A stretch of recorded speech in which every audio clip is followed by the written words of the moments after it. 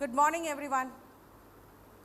चलिए, एक तो सबसे बड़ा प्रॉब्लम हो रहा है ना डिस्क्रिप्टिव क्लास में कि टॉपिक्स क्या लें, क्योंकि अभी जो मेरे दिमाग में आ रहा है कि दिसंबर एंड में एग्ज़ाम है, तो नवंबर एंड के जो हॉट टॉपिक्स होंगे ना वो ज़्यादा ही इम्पॉर्टेंट हो जाएंगे। तो इसीलिए बीच बीच में समझ में नहीं आता है कि मैं टॉपिक्स क्या लूँ, थोड़ा सा ब्लैंक हो जाती हूँ मैं कि अब मैं टॉपिक्स क्या लूँ, क्योंकि जितने हॉट टॉपिक्स हैं लगभग ख़त्म हो चुके हैं पहले के, जो आपको ऑलरेडी रिटन फॉर्म में मिल चुके हैं। उसके बाद जो टॉपिक्स थे इस साल के वो भी हो गया लगभग। मैं एक जो टॉपिक अभी दिमाग में आ रहा था मेरा, वो है अनएम्प्लॉयमेंट का, तो उस पर हम लोग आज डिस्कशन कर सकते हैं। लाइव जितने स्टूडेंट्स हैं, कुछ और आपको कमेंट करना है रिलेटेड टू एम्प्लॉयमेंट, अनएम्प्लॉयमेंट, और जो लेटेस्ट इंफॉर्मेशन है अबाउट अनएम्प्लॉयमेंट, जो लेटेस्ट सर्वे के बारे में कुछ बातें हैं, वो आप मुझसे डिस्कस करना चाहो तो कर सकते हो लाइव क्लास में। ठीक है, आपके भी कहे हुए बातों को मैं इंक्लूड करते चली जाऊंगी। अब देखो जब आप अनएम्प्लॉयमेंट की बात करते हो ना, तो हम लोग क्योंकि गवर्नमेंट जॉब से रिलेटेड काम करते हैं या गवर्नमेंट जॉब्स की तैयारी करते हैं, तो हम लोग गवर्नमेंट जॉब्स के हिसाब से अनएम्प्लॉयमेंट सोचते हैं। आपको अनएम्प्लॉयमेंट पूरा जो कहते हैं ना कंप्लीट पैकेज के रूप में समझाना पड़ेगा।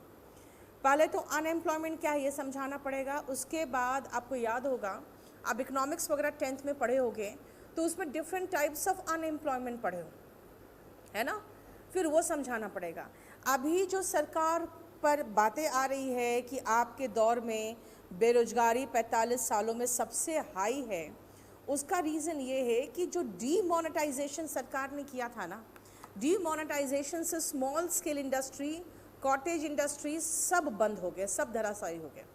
अब सारे जो ये कॉटेज इंडस्ट्री और स्मॉल स्केल इंडस्ट्रीज़ जो बंद हुए ना, देखा जाए तो अनऑर्गेनाइज सेक्टर्स जो है वो जितना जॉब्स देती है वो बहुत भारी संख्या में जॉब्स होती है, और वो सब रोज़ के लेन देन पर ही काम चलता है। लेकिन जब अनएम्प्लॉयमेंट इसके कारण बढ़ा है तो वो ऐड ऑन हो गया है बाकी अनएम्प्लॉयमेंट के साथ, तो उसके कारण क्या हुआ कि बेरोजगारी 45 सालों में सबसे हाई चली गई। ठीक है, पहले सरकार ने इनकार किया कि नहीं नहीं ये डेटा ठीक नहीं है, लेकिन जैसे इलेक्शन ख़त्म हुआ तो उन्होंने कह दिया हाँ ये डेटा ठीक है, एक्सेप्ट कर लिया। तो ये सब चीज़ें क्या है ना, बीच बीच में जो इलेक्शंस आते रहते हैं तो सरकार अपने ही एजेंसियों के द्वारा जो डेटा दिया जाता है उनको झुटला देती है।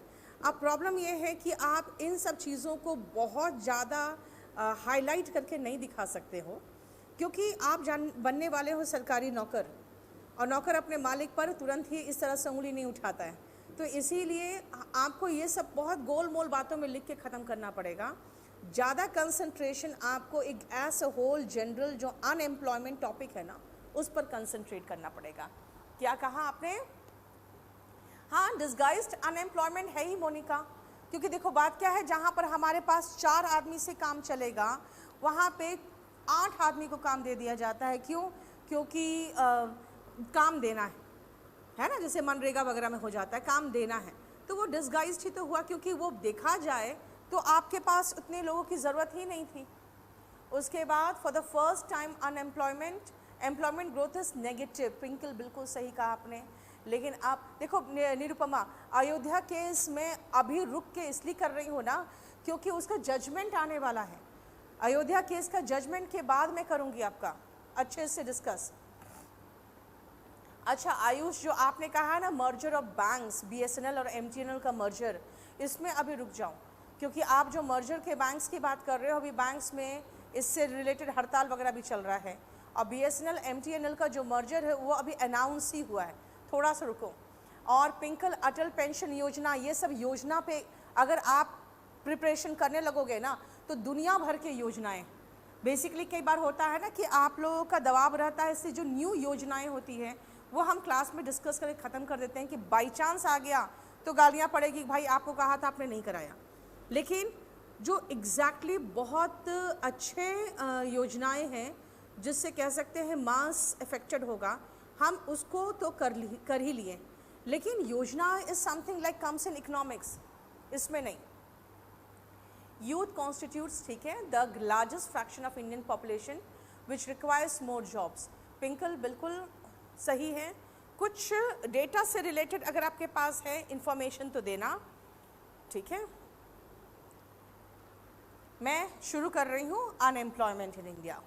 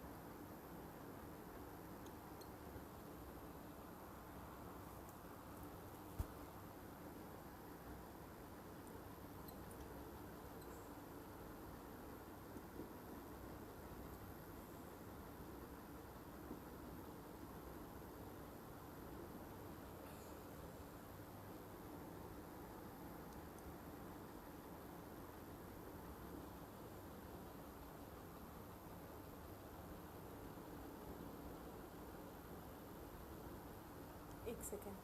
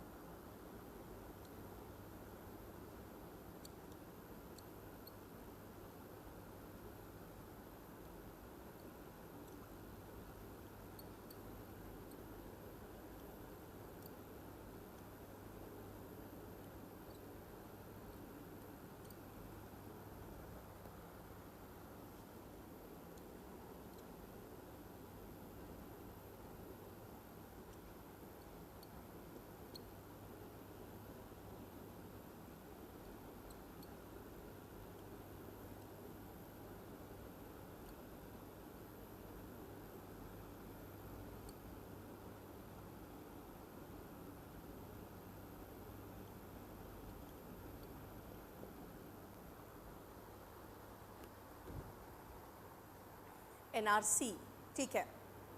साइबर क्राइम्स का एक बार चेक करो काजल, पुराने नोट्स में साइबर क्राइम्स होगा। राफेल डील अलग से नहीं करेंगे बेटा, राफेल डील का कुछ मतलब नहीं होता है। अच्छा, the periodic labour force पिंकल of the national sample released on Friday showed the unemployment rate in the country is 5.3 in rural and 7 in urban, resulting in overall employment of 6.1%, ठीक है। India Pakistan की स्ट्राइक चल क्या है? Nirupama, you can say जैसे India Pakistan का जो relation है ना, उस पर बात कर सकते हो आप। Constant tension in India Pakistan relationship, उस तरह से कुछ बात कर सकते हो आप।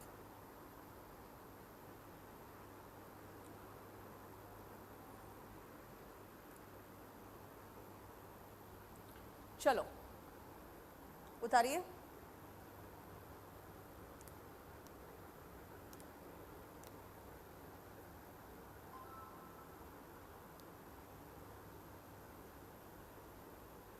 चलो नेक्स्ट क्लास में हम एनआरसी कर लेंगे, एनआरसी नेक्स्ट क्लास में कर लेंगे। आप लोग कोई टॉपिक दो, क्योंकि आपके बहुत सारे टॉपिक में से एक दो ही होता है जो टॉपिक रहता है काम का, अदरवाइज आप लोग है ना योजना वगैरह में फंस जाते हो। देखिए, अनएम्प्लॉयमेंट का सबसे पहले कोई भी ऐसे लिखते हो, चाहे चाइल्ड लेबर बोलोगे या आप डाउरी सिस्टम बोलोगे या अनएम्प्लॉयमेंट बोलो, तो सबसे पहले फर्स्ट पैराग्राफ में उसके बारे में कंप्लीट बता होना चाहिए कि है क्या ये चीज़, ठीक है। Unemployment can be defined as a state जब एक इंडिविजुअल जो कि फिट है, कैपेबल है और काम करने के लिए विलिंग है, उसे जॉब नहीं मिलता है। अब क्या, अगर मान लो कि एक पढ़ा लिखा व्यक्ति रिक्शा चलाना चाहे तो चला ही सकता है, लेकिन मैं बात क्या कर रही हूँ, fails to find a job that suits his ability, eligibility and education. ये भी तो बात है ना कि आपकी एबिलिटी, एलिजिबिलिटी और एजुकेशन को सूट करे, ठीक है। Unemployment is measured in percentage, ये परसेंटेज में मेजर होता है, जहाँ पे नंबर ऑफ अनएम्प्लॉयड पीपल को लिया जाता है ऊपर, और टोटल लेबर फोर्स जो उस कंट्री का है उसको लिया जाता है नीचे और इंटू 100 करके निकाला जाता है। इससे जैसे आपने कहा ना 6.1%, तो परसेंट में ही निकाला जाता है। मैंने कहा था ये परसेंटेज इंडिकेट करता है उस कंट्री का सोशियो इकोनॉमिक हेल्थ। अब देखो कैसे, जितना ज़्यादा हाई रेट रहेगा इसका मतलब है उतने लोग बेरोजगार हैं।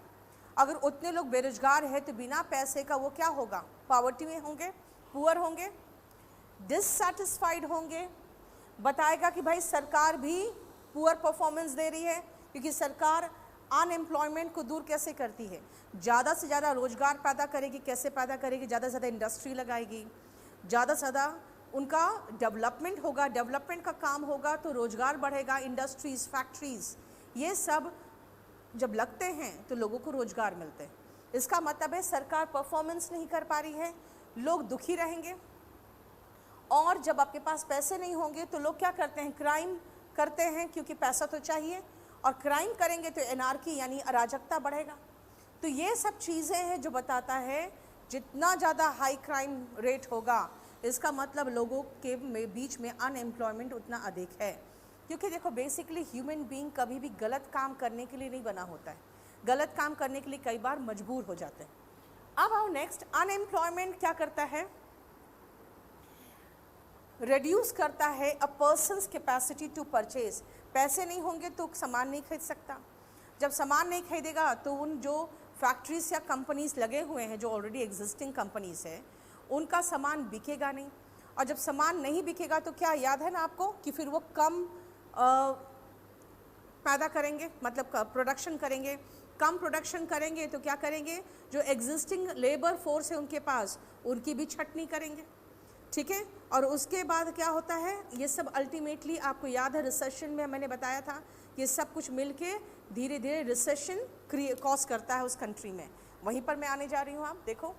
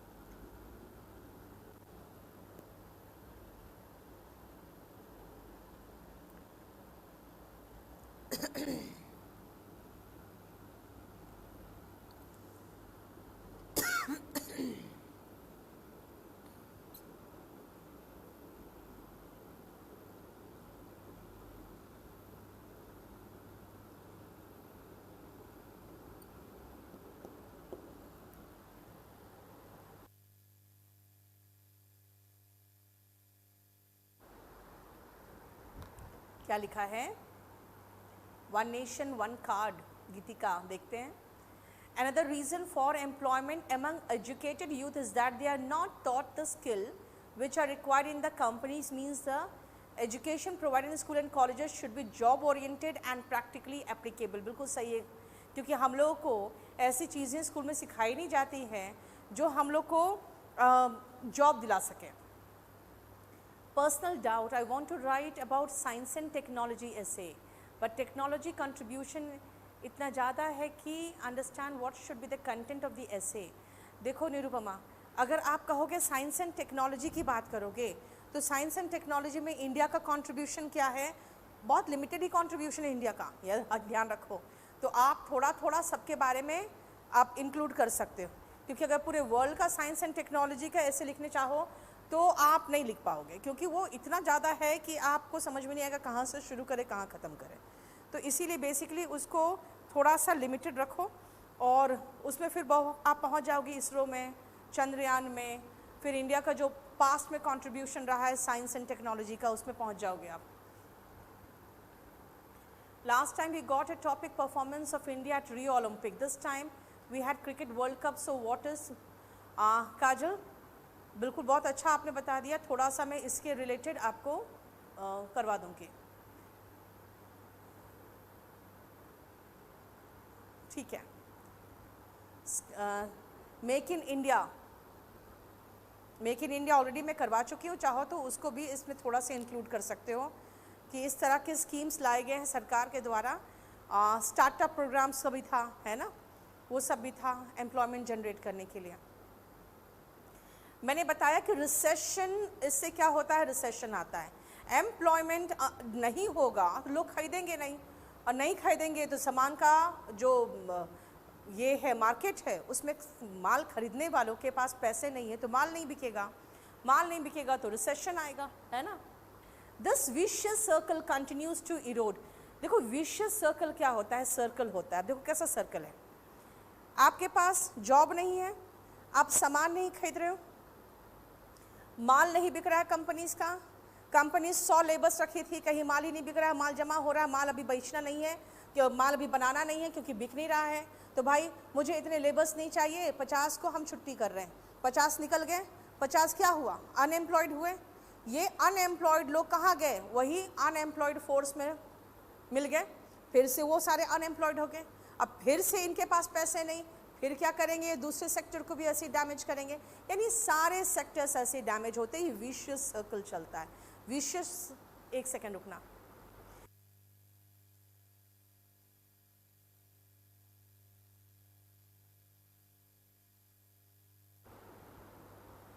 विशियस सर्कल ये चलता रहता है और ये क्या करता है, वो घिसता रह रहा है हमारा socio economic health of the nation को, जो समाज का और इकोनॉमिक हेल्थ है नेशन का, उसको ख़त्म कर रहा है।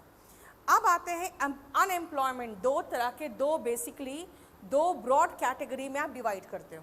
मैंने कहा ना, आप अनएम्प्लॉयमेंट जब करते हो तो आपका ध्यान जॉब्स पे है, किस पर, गवर्नमेंट जॉब्स पर है। आप ध्यान दो, मैंने क्या कहा, मैंने कहा है कि आपकी एलिजिबिलिटी, आपकी कैपेसिटी और आपका एजुकेशन से रिलेटेड होना चाहिए आपका जॉब का डिमांड। अब जैसे क्यों हल्ला मच गया और क्यों हंगामा किए लोग पकोड़े के नाम पे, भाई पकोड़ा ही बनाना था तो हम पढ़े क्यों, हम अगर नहीं पढ़ते तो भी पकोड़ा तो बना ही लिए होते, हम ज़्यादा एक्सपीरियंस्ड हो गए होते बना बना के आज तक, जो हमने अपनी पूरी जवानी बर्बाद कर दी पढ़ के। तो लोग इसलिए भड़क गए क्योंकि उन्होंने कहा कि हम जो एलिजिबल है, कैपेबल है, एजुकेटेड है, हमको उस लेवल का जॉब मिलना चाहिए ना। तो इसीलिए अनएम्प्लॉयमेंट को कैसे कैटेगरीज में डिवाइड किया गया है, देखो उसमें एक में आप फॉल करते हो, बाकी में आप फॉल नहीं करते हो, इसीलिए हर तरह का एम्प्लॉयमेंट को हर अलग अलग नाम दिया गया है। सबसे पहला कि दो तरीके ब्रॉड कैटेगरी हैं, एक तो वॉलेंट्री है, दूसरा इनवॉलेंट्री है। वॉलेंट्री का मतलब होता है अपनी इच्छा से, भाई अपनी इच्छा से मैं काम नहीं करूँगा, मुझे मेरा मन नहीं है, राइट, तो वो वॉलेंट्री अनएम्प्लॉयमेंट, उसका कुछ नहीं कर सकते आप। इनवॉलेंट्री है कि मैं चाहता हूँ कि मैं काम करूँ, मेरी इच्छा है जॉब करने की, लेकिन हो क्या रहा है, इनसफिशिएंट इफेक्टिव डिमांड, बाज़ार में इफेक्टिव डिमांड ही नहीं है ऐसे व्यक्ति का। किस बाज़ार में?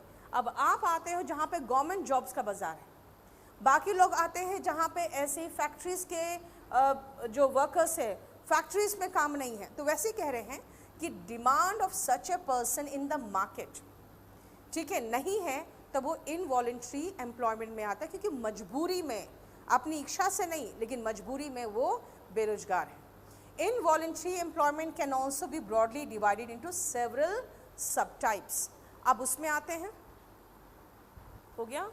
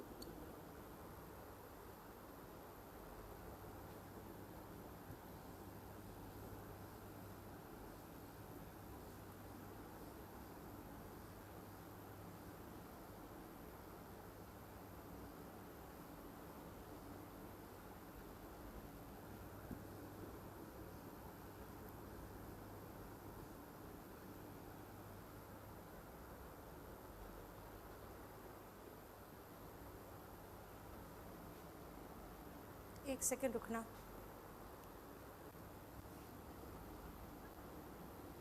अब करिए यहाँ से।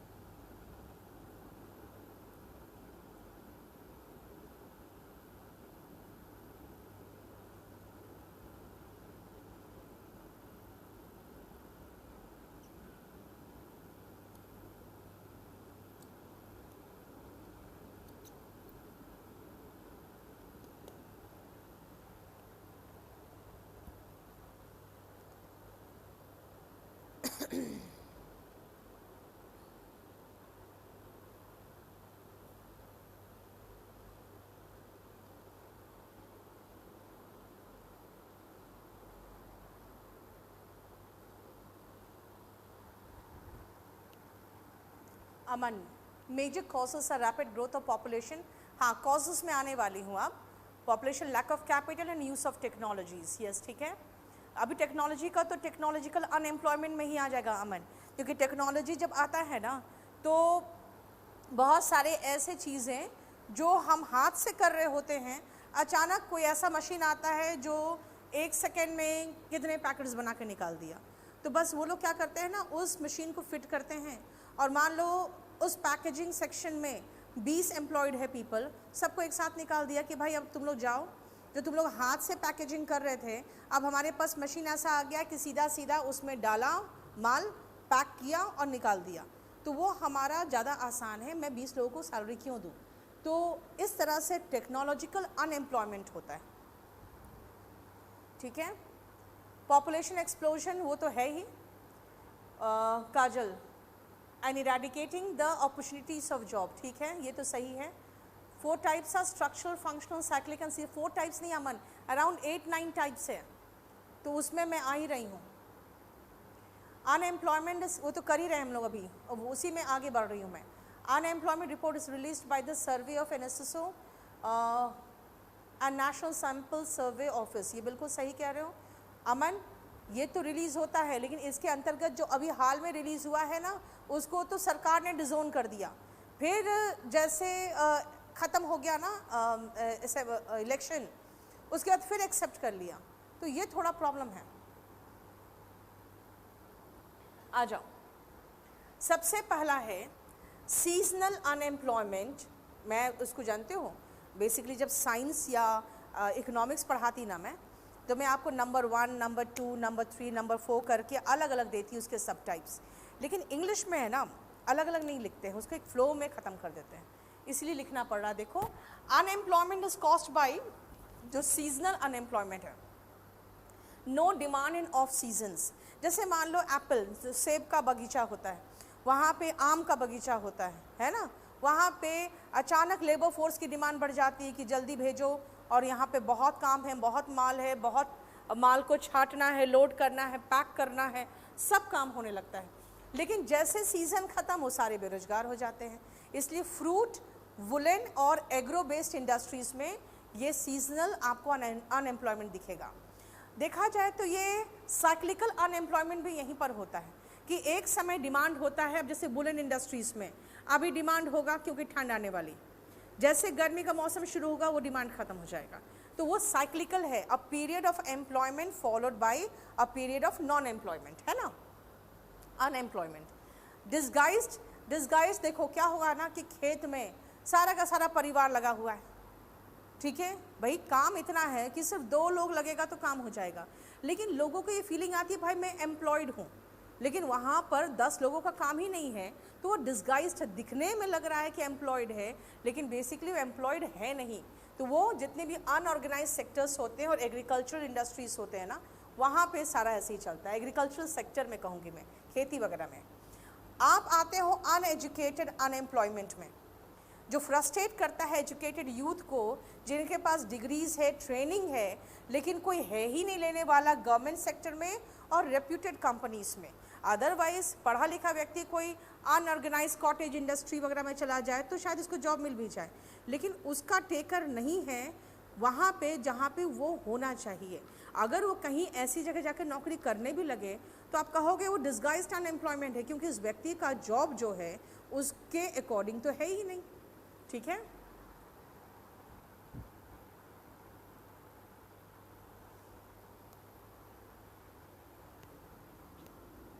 अब हम लोग कहाँ पे हैं, एजुकेटेड में अनएम्प्लॉयमेंट। आगे लिखिए,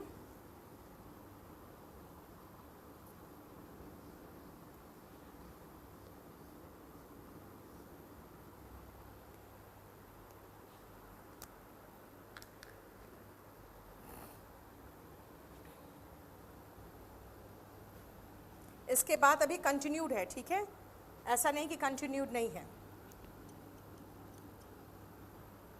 सेम पैराग्राफ में।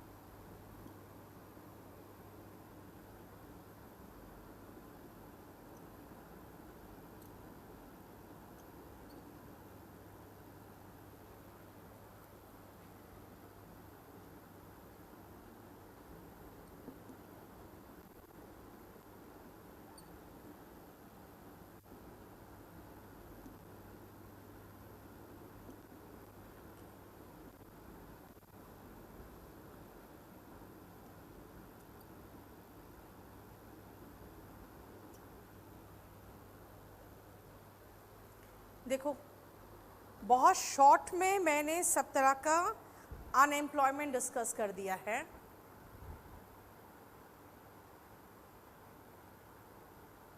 ठीक है, अब मैं आ रही हूँ इसका सॉल्यूशन पे, या किस तरह से इसको ख़त्म किया जा सकता है, एम्प्लॉयमेंट का क्या क्या है, या फिर कह सकते हैं कि बेसिकली कॉजेस ऑफ अनएम्प्लॉयमेंट क्या। अभी तुम लोगों ने टाइप्स ऑफ अनएम्प्लॉयमेंट डिस्कस किया है, अब चलो पहले कॉज कर लेते हैं, उसके बाद सॉल्यूशन पे चलते हैं, है ना, क्योंकि कॉज ही बताएगा कि सॉल्यूशन क्या होता है।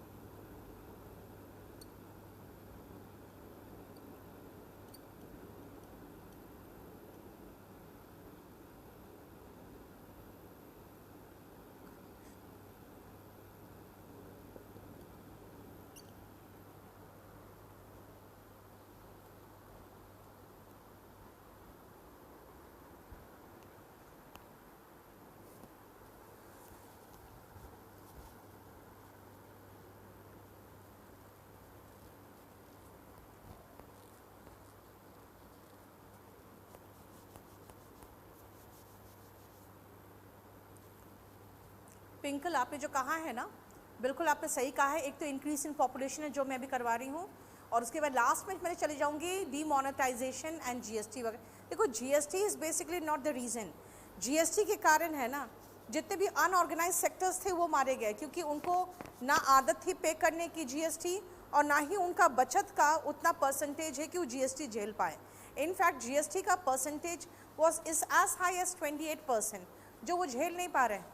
जबकि पहले क्या था, पहले वो सर्विस सेक्टर में थे, और सर्विस सेक्टर में जो मैक्सिमम था ना सर्विस टैक्स, वो था 12.36%। तो अचानक 12.36% से हमारा एजुकेशन इंडस्ट्री सीधा 18% पे आ गया।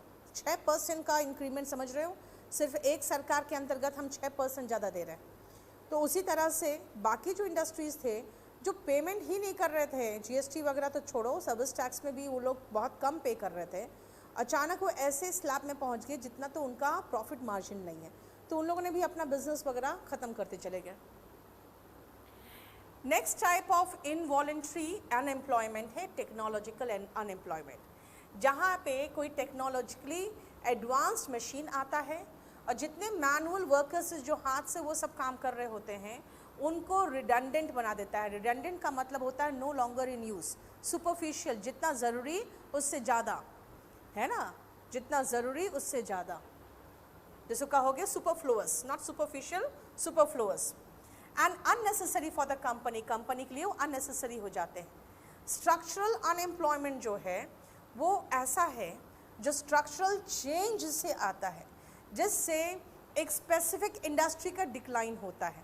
अब आपने देखा होगा कि पहले फिल्म्स में वो पिक्स निकाले जाते थे, जो हम लोग फ़ोटो खिंचाते थे ना, उसका नेगेटिव बनता था, है ना।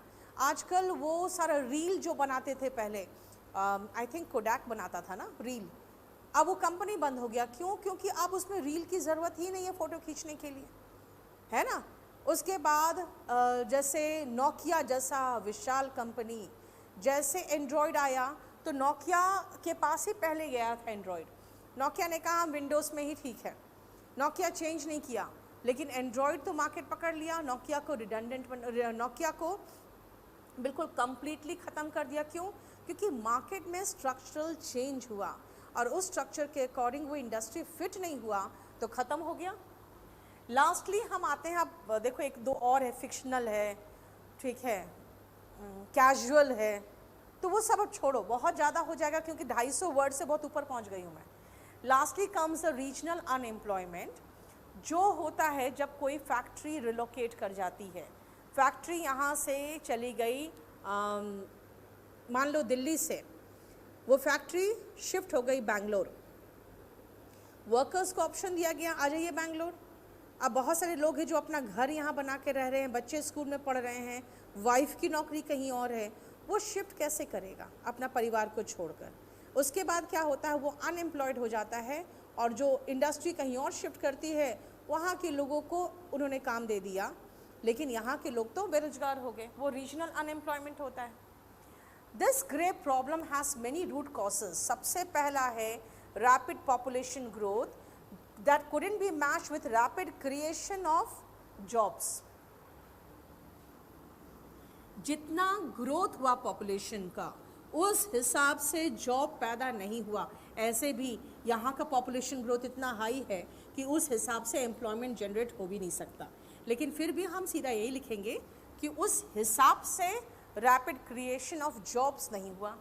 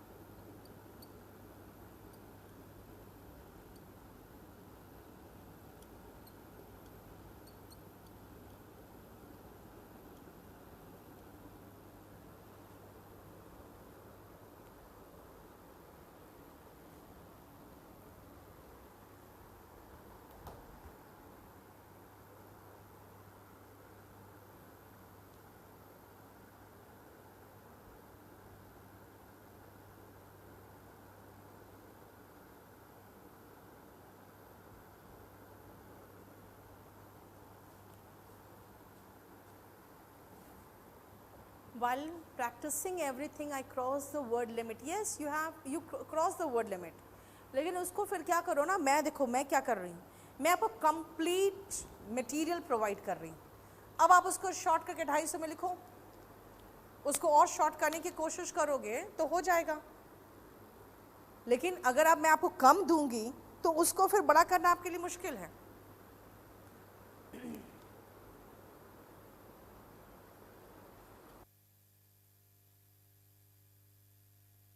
हो गया. आगे देखो, मैंने कहा एक तो सबसे पहले पॉपुलेशन ग्रोथ, जिसके अनुपात में पॉपुलेशन क्रिएशन, जॉब क्रिएशन नहीं हो पा रहा है. फिर स्लो इंडस्ट्रियलाइजेशन हो रहा है कंट्री में, और कॉटेज इंडस्ट्रीज़ को नेगलेक्ट किया जाता है ना, तो अनएम्प्लॉयमेंट बढ़ता है, क्योंकि कॉटेज इंडस्ट्री बहुत सारे लोगों को एम्प्लॉयमेंट देता है. और छोटे छोटे जगह पे कॉटेज इंडस्ट्री खोला जा सकता है, बड़े बड़े फैक्ट्रीज़ की ज़रूरत नहीं है. इसीलिए वैसे जगह पे हर कॉटेज इंडस्ट्री में 4-5 लोगों को एम्प्लॉयमेंट मिल जाता है. फिर आओ इन्वेस्टमेंट, लैक ऑफ इन्वेस्टमेंट. एक second. And failure in bringing foreign investors to Indian market. और उसके अलावा अनअट्रैक्टिव रिटर्न्स जो है एग्रीकल्चरल इंडस्ट्रीज में, ये भी मेन कॉसेस है ना. ये सारे मेन कॉसेस क्यों हैं? इसका रीज़न ये है कि सबसे पहले इन्वेस्टमेंट नहीं हो रहा है इंडिया में. क्यों भाई? रिसेशन है, बायर्स नहीं है, बेरोजगार लोग खरीद ही नहीं रहे हैं, तो क्या करेंगे इन्वेस्ट करके. यहाँ पे फॉरेन इन्वेस्टर्स को इंडिया में लाने के लिए बहुत तरह के प्रोग्राम्स किए जाते हैं, लेकिन उस अनुपात में फॉरेन इन्वेस्टर्स इंडिया आते नहीं हैं, घूम फिर के चले जाते हैं. उसके बाद एग्रीकल्चर इंडस्ट्रीज़ में आ जाओ तो आप देखोगे कि सारे फार्मर्स की हालत तो ऐसी तैसी रहती है, जबकि एग्रीकल्चरल सेक्टर सबसे ज़्यादा एम्प्लॉयमेंट जनरेट करता है. इसीलिए वहाँ पर भी अनअट्रैक्टिव रिटर्न्स हैं. और जो recent alarming level of unemployment है वो तो रिएक्शन है डीमोनेटाइजेशन का. डीमोनेटाइजेशन नवंबर में हुआ और अप्रैल के तुरंत बाद जीएसटी आ गया. अब जीएसटी जब आया तो जीएसटी में इनफैक्ट बताए शुरू में तो पता ही नहीं था, यहाँ तक कि सीए तो छोड़िए, जो जीएसटी के यानी कि सर्विस टैक्स डिपार्टमेंट के जो ऑफिसर्स थे उनको भी कुछ पता नहीं था कि जीएसटी क्या है, कितना किस सेक्टर पे कितना % लगेगा. बस वो अंधाधुन पैसा फाइल करवाते चले गए, क्योंकि उनको समझ में खुद ही नहीं आया. इसलिए सडन इम्प्लीमेंटेशन हुआ है. जीएसटी खराब नहीं था, लेकिन जीएसटी को लागू करने का तरीका बहुत गलत था. इससे क्या हुआ, सारे कॉटेज इंडस्ट्री रोज़ 100-200 की दिहाड़ी पे जहाँ पे मजदूर काम करते थे, वहाँ पर क्या होता है ना कि जब आपके पास पैसे देने के लिए, मान लो हमें आज अपने घर की रंगाई करवानी है, मुझे पता है इन 2 बंदों को लेके मैं जाऊँगी तो मुझे 800 रुपये देने. सडनली क्या हुआ, डीमोनेटाइजेशन हो गया. भाई 800 रुपये मैं कहाँ से दूँ, क्योंकि अब तो 100 रुपये का जो नोट है वो इतना वैल्यूबल हो जाएगा कि अब उसको तो अब निकालना नहीं चाहोगे, और 1000 और 500 रुपये का अब कोई वैल्यू नहीं. तो आप क्या सोचोगे, छोड़ो अब कुछ दिनों बाद ही हम अपने घर की रंगाई करवाएंगे. तो क्या हुआ, जो सड़क पे खड़ा हुआ मजदूर दिहाड़ी के इंतज़ार में खड़ा था कि मुझे कहीं काम मिलेगा और आज मेरे घर में रोटी बनेगी, वो वहीं पर खड़ा रह गया, क्योंकि उनको लेने वाला कोई था ही नहीं. अब जब पैसे नहीं लोगों के पास, तो लोग क्या करते, तो कॉटेज इंडस्ट्री, जो स्मॉल इंडस्ट्रीज़ थे, अनऑर्गेनाइज सेक्टर जो मैंने अभी बताया आपको, जो मजदूर खड़े रहते हैं सड़क पे, उनको टोटली जो कहते हैं उनका किस्मत ही फूट गया, हैप्लेस वो हो गए. जो पीरियोडिक लेबर फोर्स सर्वे है NSSO का, वो बता रहा है कि अनएम्प्लॉयमेंट रेट इन जो फाइनेंशियल ईयर 18 है इस साल की, अब मैं बता रही हूँ आपको. आगे बढ़ते हैं. क्या बताए हो Aman? Steps taken by government. अब मनरेगा, बेटा मनरेगा 2005 में था, उस समय से शुरू हुआ था, और ये मनरेगा को है ना एम्प्लॉयमेंट की गारंटी दे रहा है. आपको मैं बताती हूँ, मनरेगा को अब मत कोट करो. कारण क्या है, पार्लियामेंट में मनरेगा का मजाक उड़ाया था प्रधानमंत्री ने कि ये ऐसा स्कीम है जिसको मैं कभी ख़त्म नहीं करूँगा, क्योंकि एक जीता जागता आईना है कांग्रेस सरकार के लिए कि आपने आज तक क्या किया है. तो आप नहीं कह सकते हो कि MNREGA is a very good thing, क्योंकि देखो क्या है, अब मैं आपको नौकरी नहीं दे सकती, तो क्या करूँगी, आपको बोलूँगी भाई चलो ठीक है गांव में गड्ढे खोदो। आप गड्ढे खोदोगे दिन भर और उसके बाद क्या करेंगे, शाम को आके आप अपने पैसे ले जाओ दिहाड़ी। तो आपको सिर्फ ये फील करा रहे हैं कि आप एम्प्लॉयड हो और आपको पैसे दे रहे हैं, लेकिन वो एम्प्लॉयमेंट नहीं हुआ ना। मनरेगा is not the proper way to employ people. ये तो सिर्फ लोगों को ये फील कराना कि आप काम कर रहे हो और आपको दिहाड़ी मिल रहा है। क्योंकि ये देखो, मैं नहीं कह रही हूँ, मेरे मुंह से वो शब्द निकल रहे हैं जो बेसिकली देखा जाए तो प्रधानमंत्री ने ऑलरेडी जब इलेक्शन जीत के आए थे तो उन्होंने पार्लियामेंट में ये कहा था मनरेगा को लेके, तो इसीलिए वही चीज़ मैं रिपीट कर रही हूँ।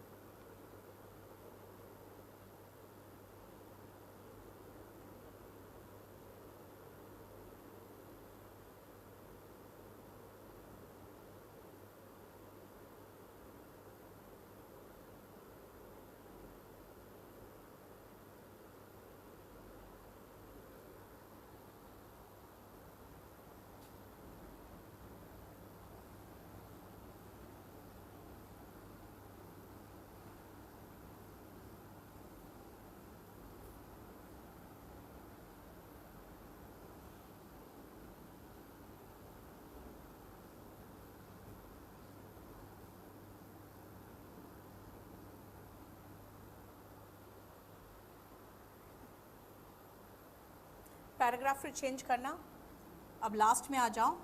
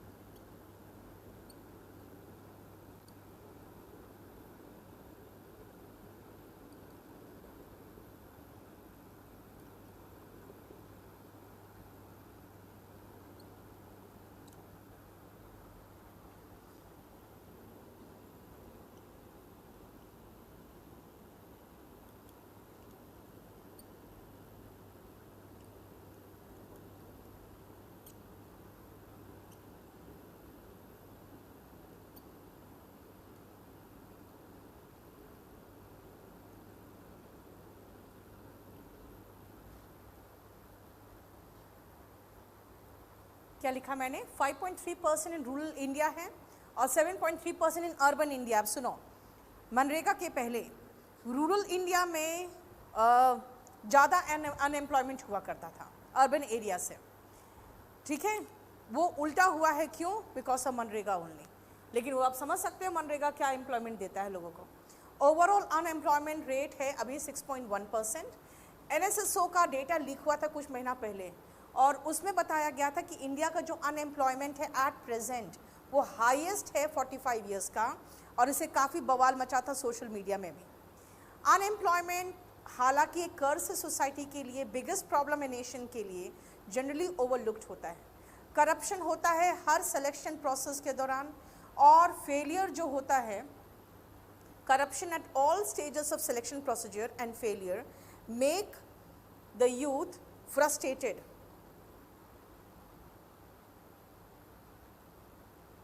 और डिप्रेस्ड। लेकिन कोई भी गवर्नमेंट किसी भी पॉइंट ऑफ टाइम में कभी भी यूथ के क्राई पर कोई ध्यान नहीं दिया है। आफ्टर ऑल अनएम्प्लॉयमेंट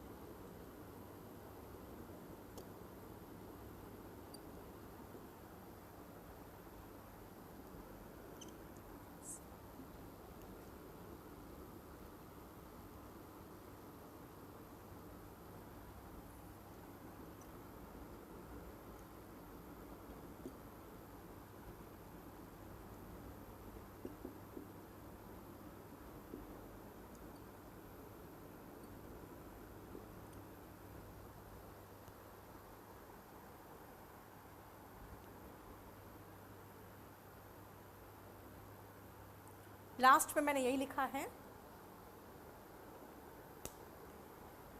कि कभी भी कोई सरकार इस लोगों के जो युवा है उनके आंसू पर कभी ध्यान नहीं दिया है। क्यों? क्योंकि कभी भी नेशनल एजेंडा नहीं रहा अनएम्प्लॉयमेंट किसी भी इलेक्शन में। ये कभी भी हॉट टॉपिक लाइक राम जन्मभूमि, बाबरी मस्जिद, ट्रिपल तलाक, इस टाइप की तरह चीज़ों की तरह कभी भी हॉट टॉपिक नहीं रहा है। यूथ कभी भी वोट बैंक नहीं बने हैं यूनाइटेड होके on the agenda of unemployment. इसीलिए वो पे करते रहेंगे, दे शैल कीप पेइंग। क्यों? फॉर द इग्नोरेंस, अज्ञानता की वजह से, इनएबिलिटी, इनकैपेसिटी। क्या इनकैपेसिटी?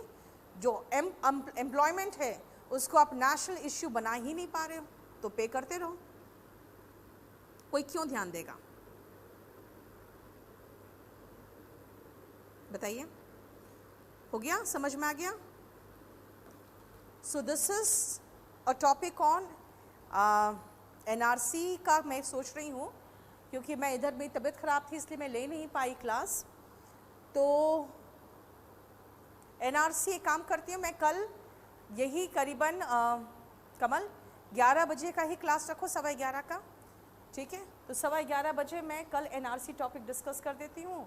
आज एम्प्लॉयमेंट हो गया और कंप्लीट डिस्कशन हो गया एम्प्लॉयमेंट पे कुछ नहीं बचा। चलिए, थैंक यू सो मच।